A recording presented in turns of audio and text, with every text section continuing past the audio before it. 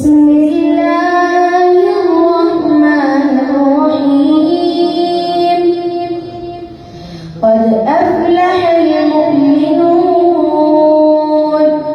الذين هم في صلاتهم خاشعون والذين هم عن اللغو معرضون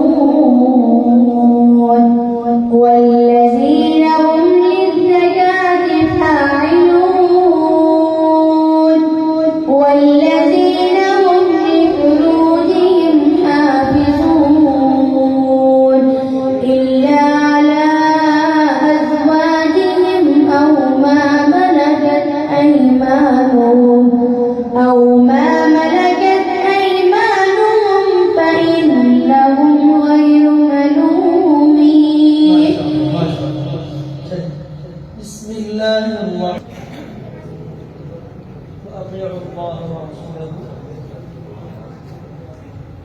فاتقوا الله وأصلحوا ذات بينكم وأطيعوا الله ورسوله فاتقوا الله وأصلحوا ذات بينكم وأطيعوا الله ورسوله إن كنتم مؤمنين. إنما المؤمنون الذين إذا ذكر الله وجلت قلوبهم وإذا تليت عليهم آياته زادتهم إيمانا وعلى ربهم يتوكلون.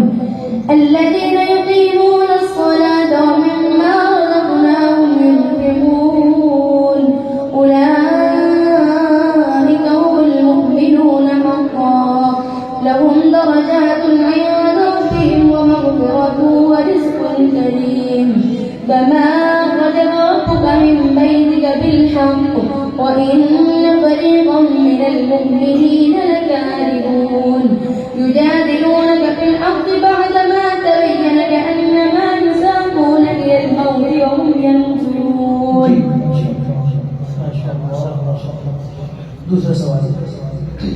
يا أيها الرسل كلوا من الطيبات واعملوا صالحا إني بما تعملون عليم.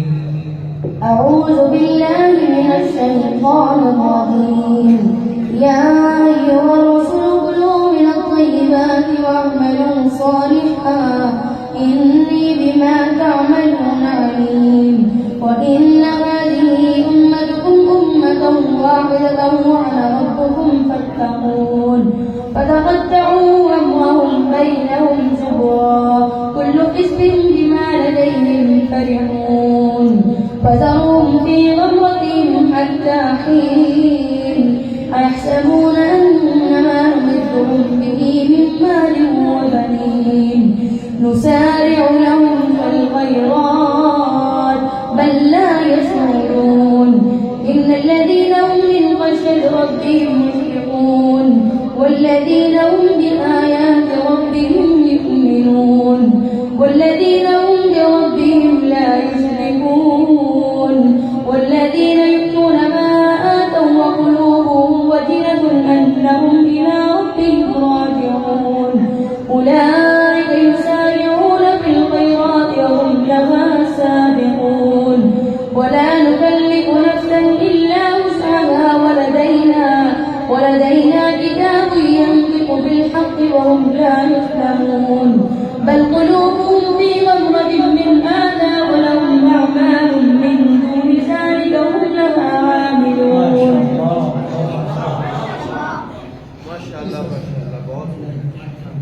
وإذ قال إبراهيم لأبيه وقومه إنني براء مما تعبدون. أعوذ بالله من الشيطان الرجيم. وإذ قال إبراهيم لأبيه وقومه إنني براء مما تعبدون إلا الذي فطرني فإنه سيهدين. وجعلها كلمة باقية في عقبه لعلهم يرجعون. بل متعت هؤلاء وآباءهم حتى جاءهم الحق ورسول مبين ولما جاءهم الحق قالوا هذا سحر وإنا به كافرون وقالوا لولا نزل هذا القرآن ما عبدناهم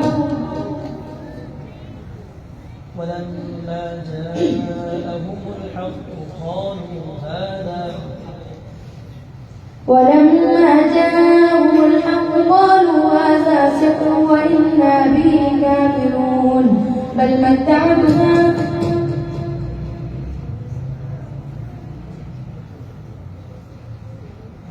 ولما جاءهم الحق